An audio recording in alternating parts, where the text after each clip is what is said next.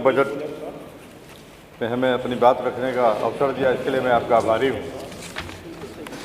क्योंकि अनुपूरक बजट का उद्देश्य ये होता है कि जो मूल बजट में जो विभागों का परफॉर्मेंस अच्छा रहता है, जो विभाग अपना पैसा खर्च कर देते हैं और उनके पास महत्वपूर्ण काम और अभी अधूरे रह जाते हैं, तो उसको अनुपूरक बजट में लेकर के उसको पूरा किया जाता है।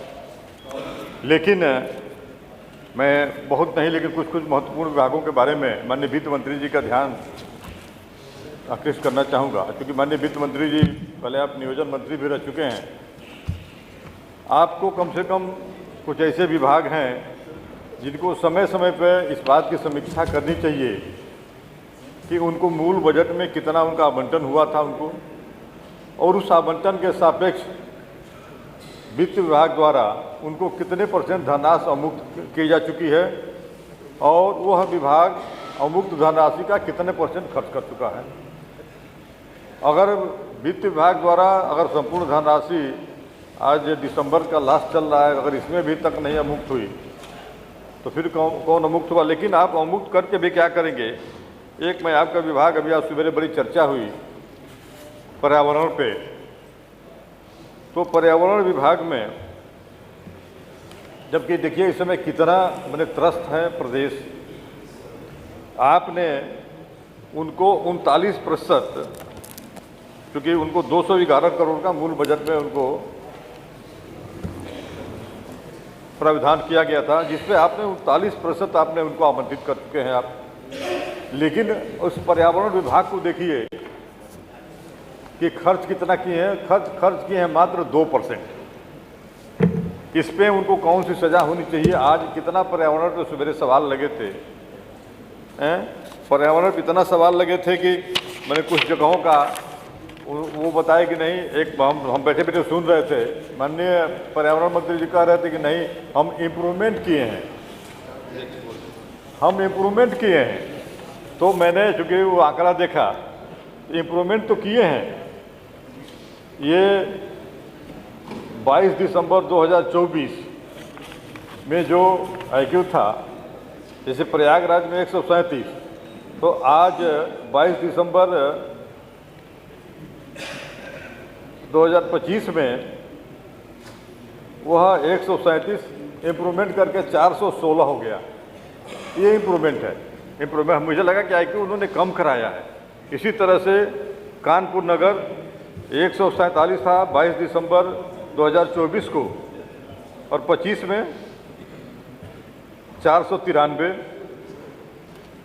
अन्य शहरों का भी, लेकिन लखनऊ का देख लीजिए, लखनऊ जो कि इस समय देश में एक पसंदीदा शहर लखनऊ राजधानी बन गई थी। लोगों को मैंने अपना लोग अन्य प्रदेशों से लोग यहाँ पे अपना आशियाना बनाना चाहते, लेकिन इस तरह का स्थिति उत्पन्न हो गई।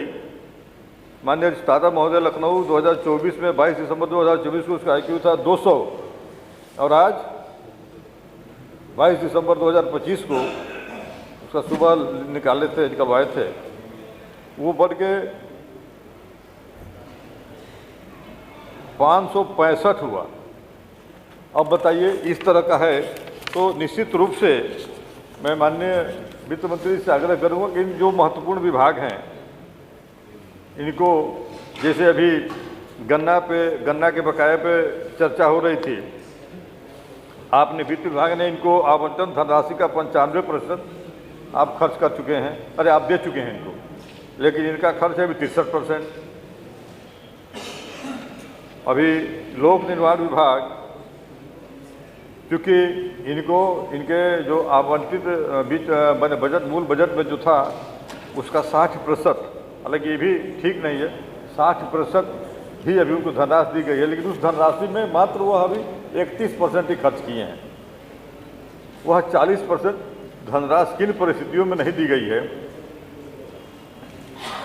इसकी मैंने उसी तरह से चिकित्सा स्वास्थ्य, उनका भी आपने लगभग 66%, परिवार कल्याण में 76% आपने दिया है, लेकिन खर्च जो है 42%, 45% हुआ है। ये जो महत्वपूर्ण विभाग है ऊर्जा विभाग है, और हालांकि उसके बाद भी आप इनको फिर नया बजट दे रहे हैं, नया बजट भी थोड़ा बहुत नहीं दे रहे हैं। चिकित्सा परिवार कल्याण को आप 1965 करोड़ दे रहे हैं, जबकि ये अभी अपनी पुरानी धनराशि भी 40% खर्च रहे हैं। ऊर्जा विभाग है, ऊर्जा विभाग में 42% अभी मूल बजट का उनको आवंटन हुआ है, और फिर आप 777 करोड़ दे रहे हैं। तो मैं तो केवल माननीय वित्त मंत्री से ये आग्रह करूंगा कि देखा करें कि इन विभागों में, सभी महत्वपूर्ण विभागों का एक बार आप समीक्षा करके ये देखा करिए कि किन परिस्थितियों में उन विभागों का जो आपने मूल बजट में जो प्राविधान किया था, उनको अगर एक तो बड़ा अच्छी स्कीम माननीय मुख्यमंत्री जी ने लागू किया था कि हर विभागों की कार्य योजना बनाने का एक उन्होंने प्राविधान किया था। इसका कार्य योजना बनाने का मतलब ये था कि अगर शुरुआत में ही उस सारे विभाग की 1 साल की कार्य योजना बन जाएगी, तो जो हम मार्च तक इंतजार करते रहते थे, उन विभागों की कार्य योजना बनने के बाद उन विभागों की शुरुआत में ही उनको धन आवंटन दे दिया जाएगा, जिससे कि पूरे 1 साल उनको धन खर्च करने का टाइम मिलेगा। लेकिन मुझे अभी जानकारी मिली है तमाम ऐसे विभाग हैं जो महत्वपूर्ण विभाग हैं जी, जो तो महत्वपूर्ण विभाग हैं, माननीय वित्त मंत्री जी अभी आज उसकी कार्य योजना तक नहीं अनुमोदित है। इसकी समीक्षा की होनी चाहिए किन परिस्थिति में नहीं अनुमोदित है, किस लेवल पर यह पेंडिंग है। ये मैं केवल ये देखिए, विपक्ष का मतलब केवल आलोचना नहीं, सुझाव भी है न। ठीक ठीक। तो ये मैं आपको इस बात के लिए कह रहा हूँ। और जैसे एक चीज़ इधर थोड़ा सा हो सकता है, मेरी जानकारी चूँकि आप इसको कर लें, और मुझे लगता है कि इसलिए पर्यावरण विभाग में मैं आपसे आग्रह करूँगा। मैं देखिए बजट कटौती की बात नहीं कर रहा हूँ, इस बार आपने इन्हें मात्र 4.5 करोड़ रुपये का प्रावधान किया है। अब ऐसी स्थिति में अगर इनको बजट आप नहीं देंगे, अरे आप बजट इनको दीजिए कि जिससे कि पोल्यूशन समाप्त हो, पूरा विपक्ष समर्थन करके इसको ही करेगा।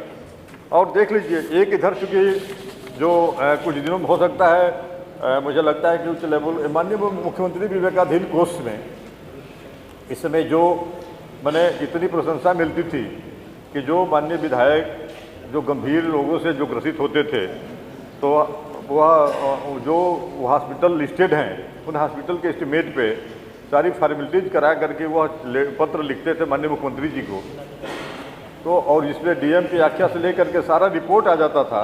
उसके बाद माननीय मुख्यमंत्री जी की तरफ से वह धनराशि उनको एक निश्चित धनराशि दी जाती थी।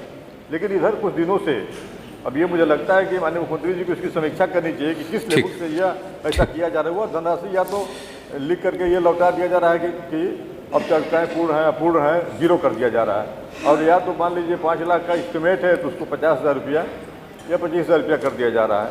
तो मुझे लगता है कि अगर वित्त मंत्री जी, आपने लग रहा है कि माननीय मुख्यमंत्री जी के विवेकाधीन कोष की कटौती कर दिया है आपने, चल पूरा कर मैंने सर्वसम्मत से आप दीजिए, इसलिए कि ये उसमें नाम आप ही का होता था, उसमें हमारा कोई नाम नहीं। आपका पत्र जाता था उनको, उनके मोबाइल में आपके कार्यालय से, माननीय मुख्यमंत्री कार्यालय से मैसेज जाता था, सब लोग होते थे कि माननीय मुख्यमंत्री जी की तरफ से हमें इतना मिल गया है। आ गई निश्चित रूप से इस पर इन सब चीज़ों पर थोड़ा सा विचार होना चाहिए।